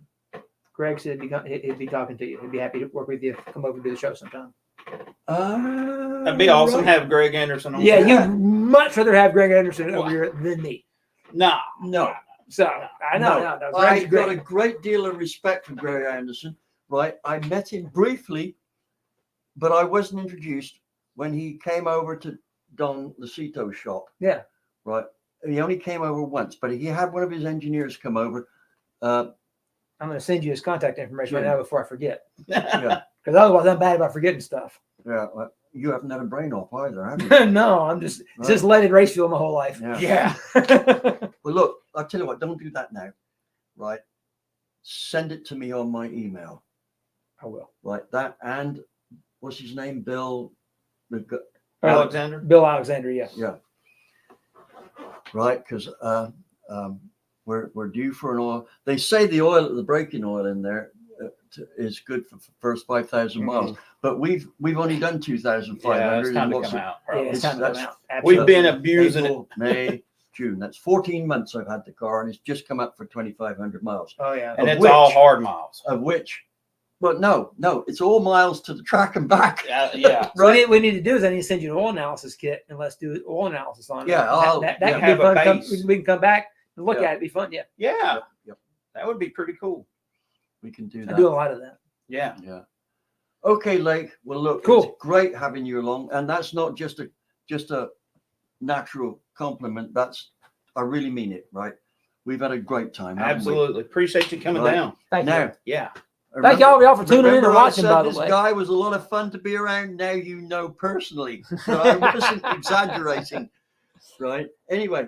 All right. I got to get out of here. All right. Say hi to your dad for me. Absolutely. I would like to have spent some time visiting him. I'll tell a quick dad story before I go. Just to give you an idea. So dad's 76. Yep.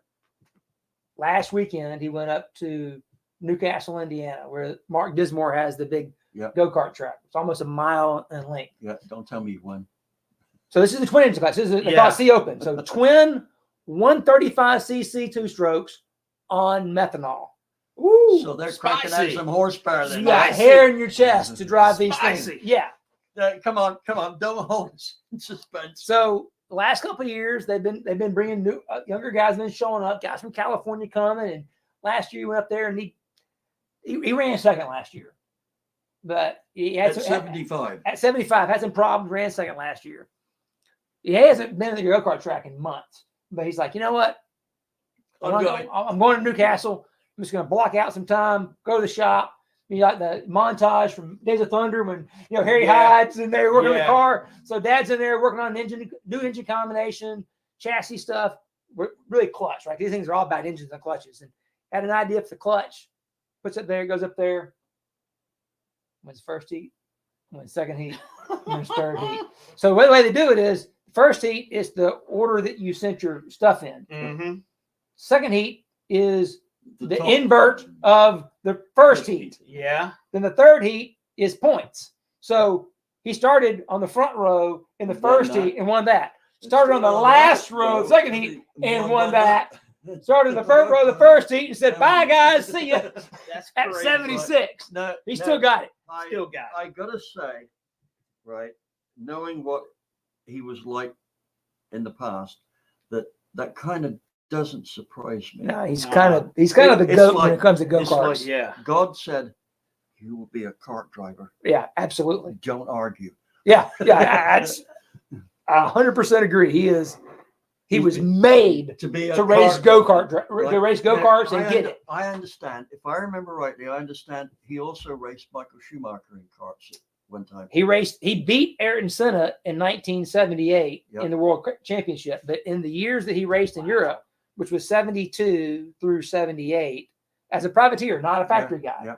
he raced against Teo Fabi, Riccardo Patrese, Elio De Angelis, Eddie Cheever. Actually got his first chassis over there from Eddie Cheever's dad. Yep. Senna and Alain Prost. And If you don't know who those folks are, you need to look them up. Senna? He beat Senna. And That's Senna was impressive. the factory guy. I would like to go to heaven having beaten Senna once. Yeah. Right? I mean, that guy. I've got a Senna story. I'm going to tell it next time you come, right? All right. So the intro, the very beginning of the Senna movie, Yeah. that is the 78 World Championships. Wow. And that's when Dad won. That's cool. Yeah. And a little funny. So he beat Senna at his prime. Yep. Wow.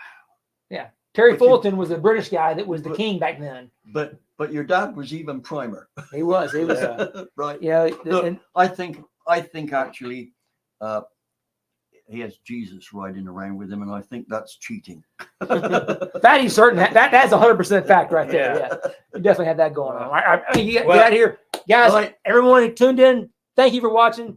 Hang around because these guys are great and you're going to learn something, and I'm sure. And as soon as I've booked Lake for another one, I will let everybody know well in advance because now we know what to do, don't we? We just had fun. We winged it here. Yeah. And I think we did pretty damn good. Make sure you go to his channel and give him a subscribe. Yeah. I appreciate that. Yeah. Right. Cool. So, All right, He's guys. really close Thank you, to man. 100,000. Appreciate it. Yeah. Knocking on the door. Yeah. All right. You guys be good. See you. okay. See you. Don't hit anything.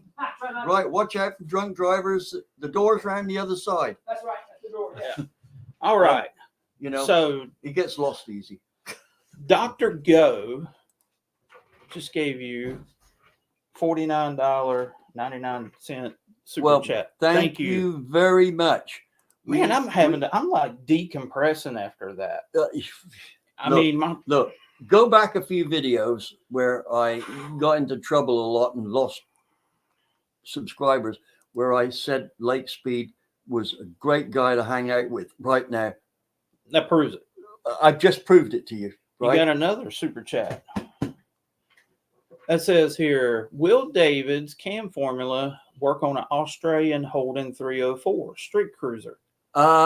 Okay, let's talk about this program. Right. Yeah. Basically, without changing it from a Chevrolet, it works for any engine which has a Chevrolet-like port. Now, I say it works, right? It'll be close. It will be really close. Now, for a small block Ford, it's different. it's the same, but just slightly different. Like 127. Now, what I remember of the Holden engine, which is that what we're talking about? Yes. The Holden engine. Australian Holden. Yeah. 304. What I remember about the Holden engine, it's a better style small block Chevy had. Yeah. Right. The guys over there did a much better job of designing that engine. I would love to Well, the build cylinder a head. Holden. Well, we haven't got time, have I? I know. No, No. we ain't got time. Listen, we haven't got time, have I? No. Right? You realize I'm well over you being old enough to be your dad, don't you? Oh yeah. Now, No, we've got so many projects going Yeah, right now. It's unreal. and no, we haven't forgotten about the 318 project. No. Actually, bring them up to speed on where we're at on that. I had a subscriber, Garrett Ellison, sent me a Edelbrock LD4B for the dyno testing. So that's pretty cool. I'm excited about that. We're collecting parts. Even though we're not getting any videos out on it, we're in the middle of collecting parts. At least I am. That's my job. Yeah. I'm collecting parts. TR5 tunnel ram. Yes. Now, unfortunately, I'm having to rely on Andy a little bit more here because I've got to the point where physically I'm about done lifting only 25 pounds. Yeah. I can do 81 years videos old. and I look like I'm doing good here. I'm sitting on my ass and I'm doing something. But you're 81, David. Yeah. I'm doing something that I hope I look as good as you at 81. well, I know it's hard. my wife looks after me. Yeah. Right. Anyway, the point is this. Right now, a lot of the onus to get stuff done is on Andy. I think one of the jobs I can do is rework the carburetor because it's only light. Yeah. But the other stuff, you Yeah. know, I pick up one of those intake manifolds and I have to grab hold of something to steady myself when I put it down. Right. So a lot of the stuff I can do is got to involve me not moving or not picking up anything heavy. I used to run 5 miles every day with the dog. Right. The dog's no longer here and I no longer run 500 miles. Oh, got a story there. Yeah. One of the reasons we got the dog or justified it was it would mean that when we exercise with it, it would help to keep our weight in trim, right? And here's the thing: the dog got overweight, my wife got overweight, and I got overweight. Explain that, right? Yeah. We did lose that weight, but Mark's racing engines. You got another Mark super and chat. Misty. Now, Mark, do I know you? You sat Mark and Misty. That sounds familiar. Yeah, it does. But thank you for the super chat for David. That's awesome. Yeah, it is. But no, going back to our projects, kind of give them an up-to-date where we're at. We've got this thing called the No Name Nationals coming up. Oh, yeah. The end of September. Okay. It's a drag race that David and I is going to be attending. The race is to get the EcoBoost Mustang ready. David's got a video coming out on that we filmed. Yeah, we just got to put the front on, back on, and we're good. Although there's a little mod I got to do to reroute the main wiring harness there because it gets in the way of having a nice clean shot into the. So we've got the EcoBoost Mustang, and then we've got Casper. I'm getting the John Coates Racing Transmissions Casper-Matic in it. That way it will live. I've got some carburetor testing I've got to do between now and then. I need to change valve springs on the engine between now and that race. So there's a lot of things on our plate. Yep. But the plan was last week we were going to put on the new front end of GT500 front end, put the intercooler on, put on water injection, put on an exhaust system, and do the turbo, right? Can't get there from here. I'm going to be working on the car all the time, never going to race the damn thing. So what we're going to do is we're going to do it a step at a time, and we'll put the parts on as and when we can. But we're going to do a race with we want to race. The next race we're going to do is water injection, intercooled, and tuned. That should be deep into the sevens. What it should be, because one of the things we can do is reprogram the shift point where you need to go further in first gear. Yeah. Right. And the other thing we can do is we can chuck in with the water injection, we can chuck in a couple of more pounds of boost. Yeah. Right.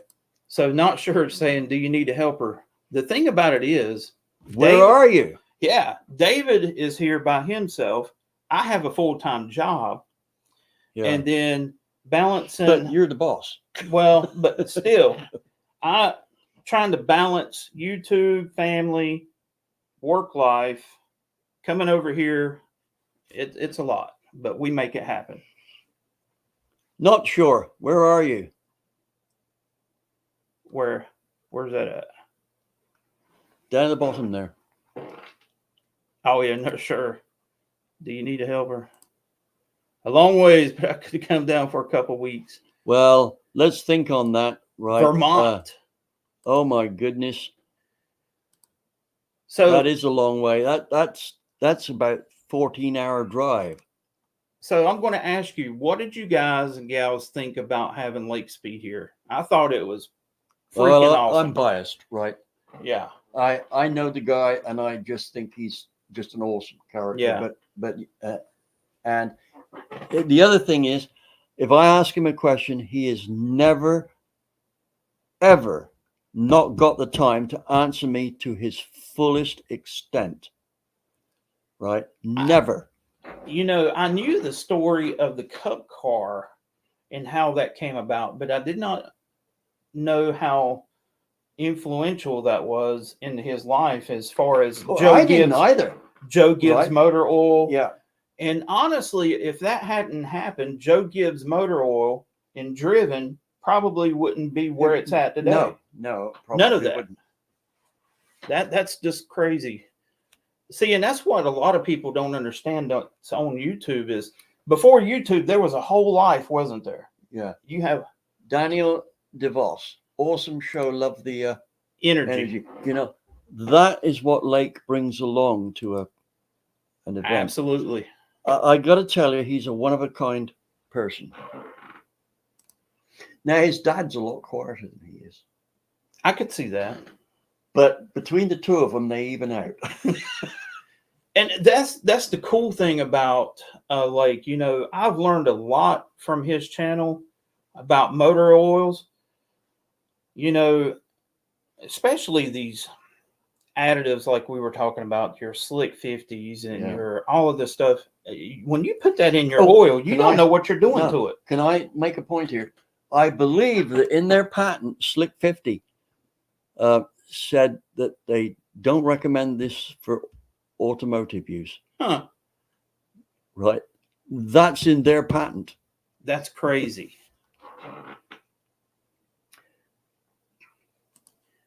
Yeah, Driven wouldn't exist without Lake. He's fantastic. That's exactly right. That's pretty good description, right? Yeah. I wish I had this information 50 years ago. Hey, don't we all? Absolutely. Absolutely. That's the thing. We continue to learn. Oh, yeah. But before I forget, sorry, Andy, for butting in. We've had quite a few deals on the CAM program, right?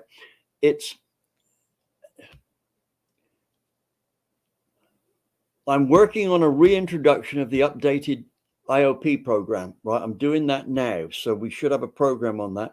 But the CAM program, although it's highly functional for a small block Chevy and a big block Chevy, I've still got to fine tune it for the LS engine. And I think I've finished on the Ford engine, right? And I think that at that point, I will introduce it, but I don't quite know how to market it. Yeah. Right. One of the things I wanted to do was to do a range of cams for a cam company, and none of them are biting. Now you might say, well, the program can't be any good, but look, let me tell you a little story here. Way back in the 80s, I wrote a story on mini camshafts, and I said in it, it's a shame that none of the cam grinders over here know what they're doing when they design these cams. And the editor thought, well, I'm going to nail him for this, right? So he took that piece out and he put it in a big black box with big type in it. Well, let me tell you, it sure as hell hit the cam business, and they had comments to say on it.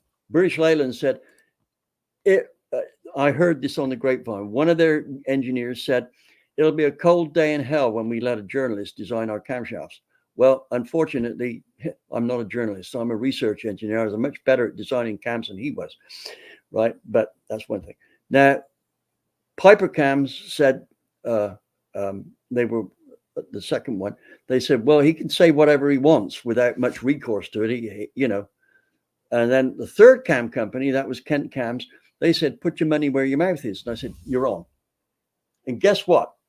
I made them millions because every single cam I designed was better than anything out there, right? Every single one, not almost every one, every single one. And that company went from one cam grinder to 5 cam grinders in 6 months. Just like that. Right?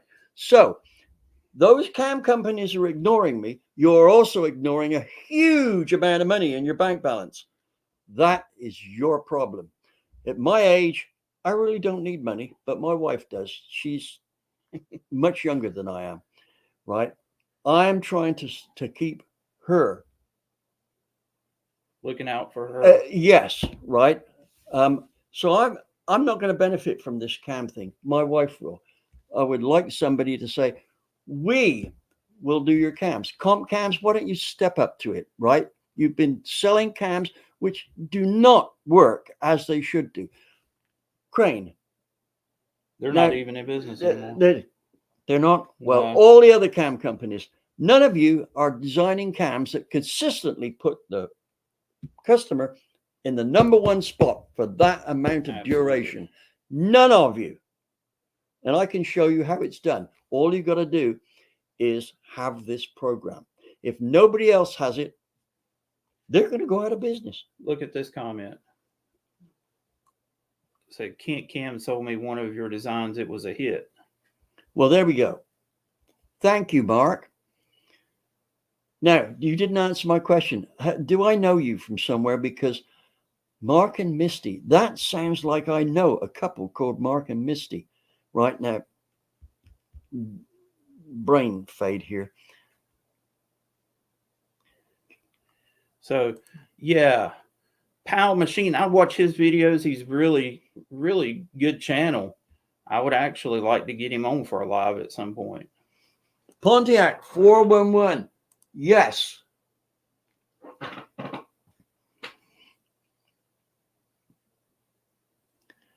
Right, I thought so.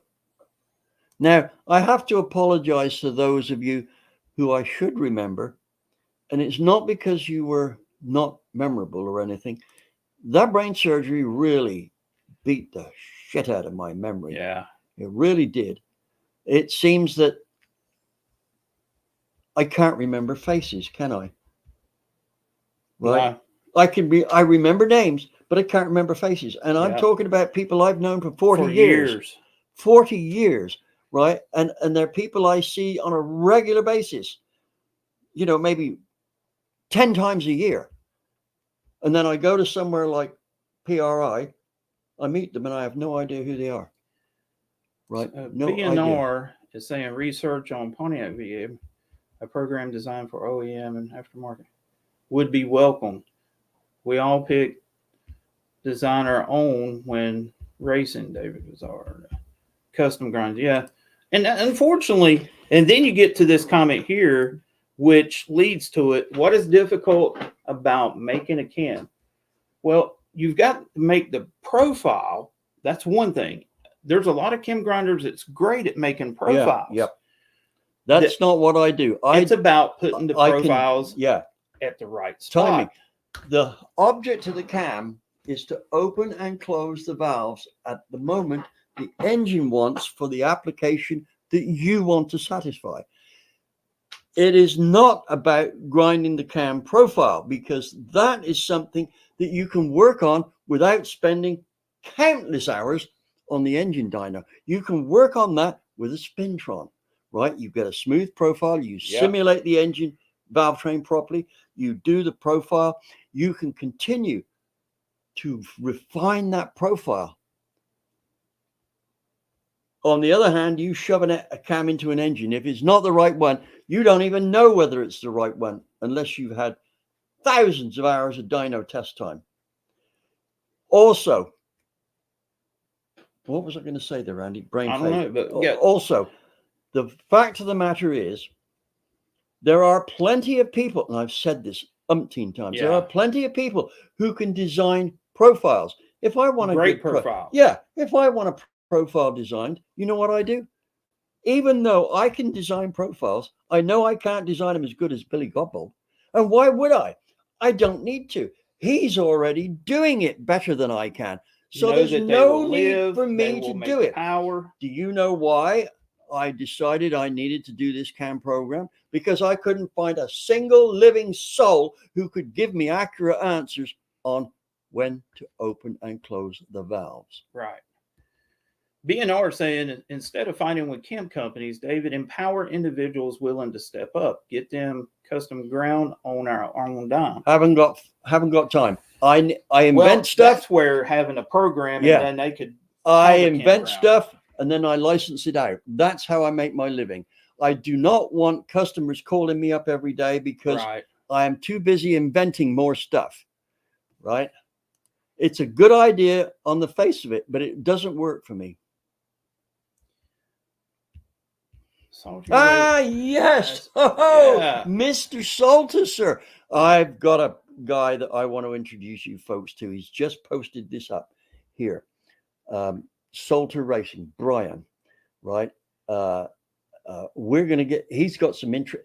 We need to have he's an ex-Cup car, right? He's an ex-Cup car engine builder, and he's got some interesting tales to tell, right? We need to have him on for a live. Yeah, but he's been moving, so he's got a lot to do. But look out for that shortly. And Brian, when do you think you can make it? Let's wait for it. I don't know him personally, but I've heard David talk about him. Yeah. So, but yeah, we've got a lot of things going on. I mean, but I'm excited the progress we're making on the EcoBoost. I think the intercooler is going to make a huge difference. Yeah, we've got, that's because it's a huge intercooler. Yes. It looks like it uses the same core as the factory one, but it's got 3 of them. Yeah. 3 of them. And it's got, what's those things sticking out? The deflectors. And train the air onto it. Yeah. So even though they're only as little as 1.5 inches in places, it makes a surprisingly big difference, right? So we think with the changes we've made on that car, our intercooling is going to be way more than we can benefit from. We can't utilize the full benefit of that because that is overkill. But let me tell you something about intercoolers. Overkill is good. Yeah, with intercoolers, you can't be big enough. Yeah, and here's the other thing. Water injection is good. The only thing that's better than an air-to-air that's large is a water-to-air that's really efficient. But that's not good for a circuit car. No. Right? That's not good. So anyway, the point is this. Aerodynamics are very key in what we're doing. Yeah. You could start your own cam company, need investors. I don't think we got enough time to worry about starting a cam company. Do you? No. Well, ran a mild cam, I thought, when I was in high school at 106, and it ran my car at 3,900 pounds to 1149, which is really good. The cam was supposed to be put in at 112. Were they wrong?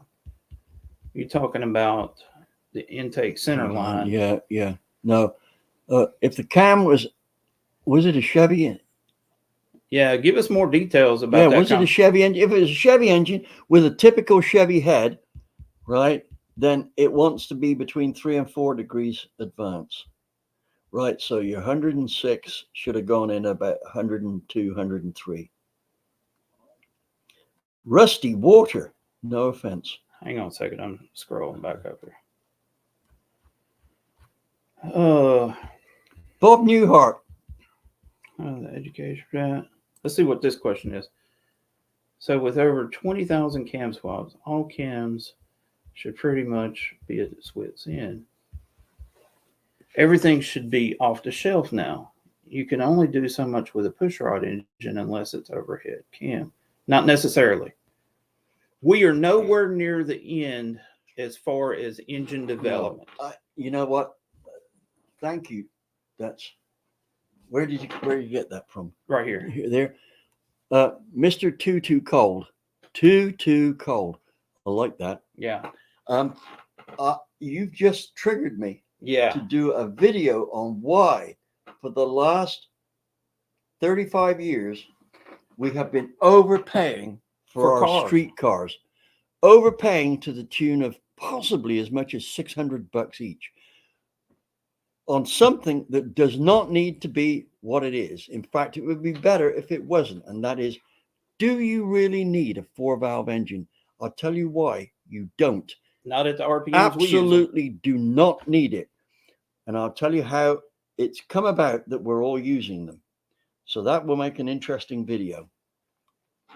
Very good video. Although I do like the Coyote V8. But Yes, but that was meant for performance. That's a different deal. Yeah. We do not, for an engine to go from A to B efficiently on fuel and successfully and smooth, we do not need Overhead cams. overhead cams. We do not. Well, actually, It a would be single easy overhead with a cam would be 2-valve okay. engine. A 2-valve engine will do the trick, and I'll go through what. Think about it, folks. But I will show you why we don't need it. Yeah.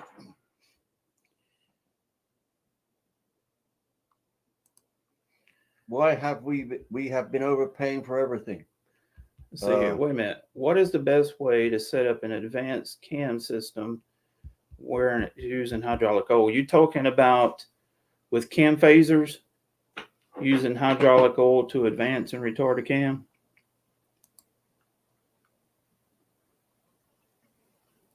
Now, I will agree that we have been overpaying for everything.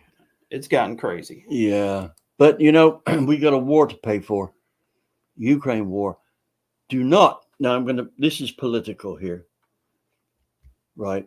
If we don't put the Russians in their place now, we will pay dearly for it down the road. And this is how I see it. Ukrainians are sacrificing their lives. We're just sacrificing some groceries. Which would you rather have? Support them. Vote for support. Right? The Russians, and I'm not against Russians, I'm against Putin. That guy has got the same kind of problems that Hitler had, except he's not such a good orator. But he's still a pretty mean bastard. Right? I would love to get that guy in the room and say, now explain to me why you started that war. Let's There's no justification for it. Okay, at some point, discuss steady RPM spring breakage during drag and drive events. Check Alex Taylor's recent 6-week race events. 8,000 RPM all day, but steady high. Well, if you look at the dynamics and the vibrations a spring goes through and you watch it in slow motion, it does some things that you will look at and say, I've just seen that, but I can't believe it. Right? It looks like a slinky on steroids. That's a good way of putting it. Things can be so unpredictable. If at steady highway speeds, there's a resonance at 2,500 RPM, it could actually break the spring. The worst part of it may have been done at the 8,000 RPM, and he's not running 8,000 RPM all day. That was the point at which he shifted. Yeah. Right? And you have to understand that the camshafts in those engines are all out. They're wild. They're wild camshaft profiles, okay, which creates lots of harmonics in their own right. So it could be a profile issue. It could be a number of different issues that's causing that. But yeah. Can I make a point there? Watch my video on springs, which was somewhere back in about 45. Yeah, but it's good. It's good. Scooter said to me, he said, now tell him who Scooter is. Scooter Brothers, who was the boss at Comp Cams. He's now moved over to the oil, Lake Speed's ex-oil company. Driven? Yeah, Driven. Yeah. Now, this is a deal, an advanced deal on springs. You'll get the education that most cup car guys, the bosses of the engine would be able to tell you about. The thing is that there are springs out there that are so much better than your average coil spring. And let me tell you, the coil spring that we have today is so much more superior to the ones that we had even 25 years ago. Absolutely. That it's almost unreal. Right? You think you got spring problems? Boy, let's go back 25 years. I mean, it was the pro stock guys were having to replace springs, 1 or 2 springs on after every single pass. Yeah. And the last bit of dyno testing I did with what was it, 3V? No. Dart. The late. Sorry, guys, this is a brain fade problem, right? We dyno tested all day. We must have done 50 passes of the drag strip. The best power curve we had was the last one of the day. Mm-hmm. That engine did not fade. It did not. So in just about 5 years, valve springs went from being no, worse than that, to being able to do 50 passes. Now, of course, what that did was meant the profiles got more aggressive. So the valve spring problems started to come back.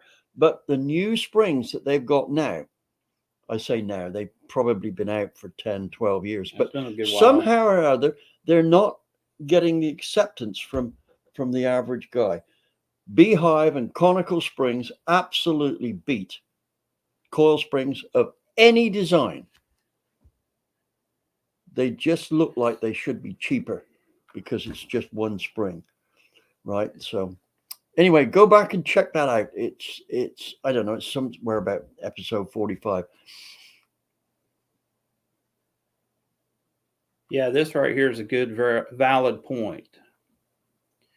Wanted to make sure you can see it. I will be there. Just pick a day and I'll show up. And by the way, the cams with the same lift and duration but different profiles will perform completely. And he is absolutely right. Yep. The profile of it can make or break the valve train. Yeah, but if you've got that profile on the wrong timing events. You're talking about Dick Maskin? Yeah, that's it. Dick Maskin, yeah. Boy, he was a live wire. Well, a lot of people found him very difficult to get on with. Dick fell out. He would tell Dick you fell out, his opinion. Fell out with me once, and I let it go because I know that he can be a little.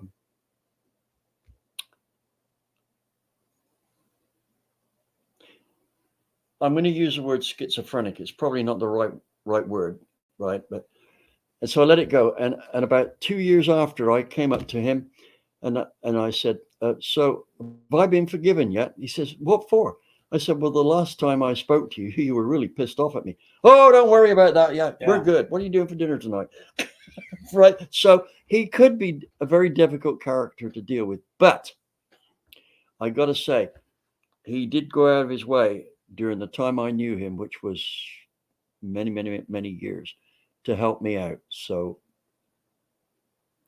I'll never forget. I'll never forget. Like I was doing tech for the NHRA, and I'm over there, and on the DRCE3 engine, the deck height is actually below the bell housing bolts. So what's happened in pro stock? The bores keep getting bigger, the decks keep getting smaller. And I asked Dick Maskins about that. And he looked at me cross-eyed, and I said, "Has it got to do with the intake runner length?" He just looked at me like, "If I tell you, I'm going to have to kill you." Because what was happening in pro stock during that time frame, the RPMs kept going up and up and up. Yep. And so in order they were up about 11,000. And so what they were doing was they were making the intake runner shorter. And the only way to do that was to make the deck height of the block shorter to make for a more compact package. You see what I'm saying? Yep. And Dick was like, He's just looking at me like, I don't know how to answer this cat. Of course, I was young, about like it was when I first met you. You know, You I were a did- young fart then. but I would go up and talk to anyone. Well, I went up and talked to David. No, you didn't. I Yeah. was sat next to you in Yeah. Tony's shop, right? But yeah, it's pretty good stuff. You got another super chat. So based on David's reply, I could apply the cam specs from a good known small block Chevy cam to my holding cam. No, It will get you in the You- ballpark, it- maybe. you can't really do that because how do you know it's a known good small block Chevy cam? You'll get people say, well, a cam in my motor works just fine. Yeah. Well, how the hell do they know? They might never have had it on a dyno. The engine works just fine from their perspective. But there again, they're probably not a racer. They don't get on the dyno and they're not looking for the last horsepower.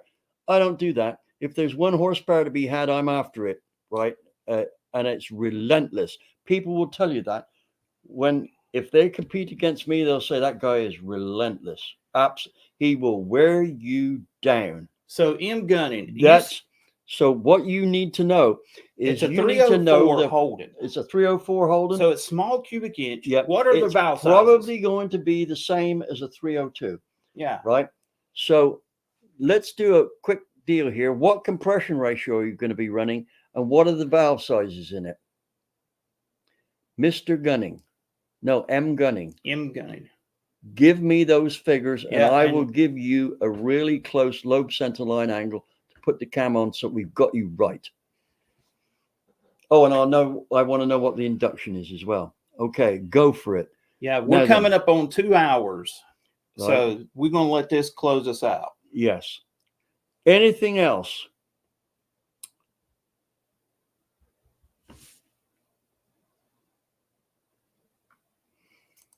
Yeah, how many people have we got looking? There's 156 right now. We had close to 200 when Lake was on. That just goes to Well, show he but- stole the show.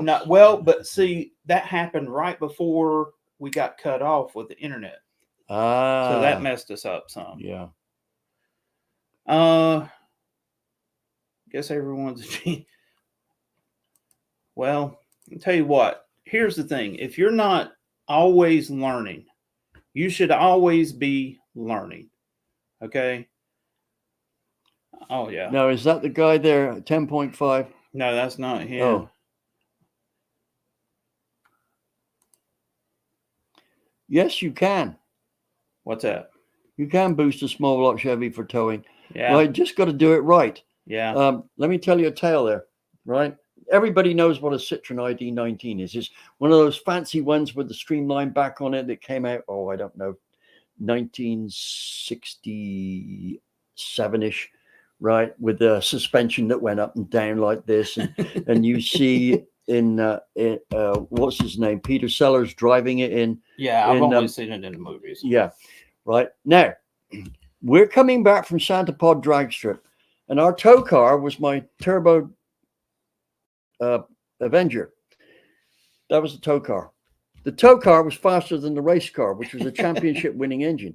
Now, we came around this corner behind this ID19. We turned on the same road, but as we turned, it went from 1 lane to 2 lanes.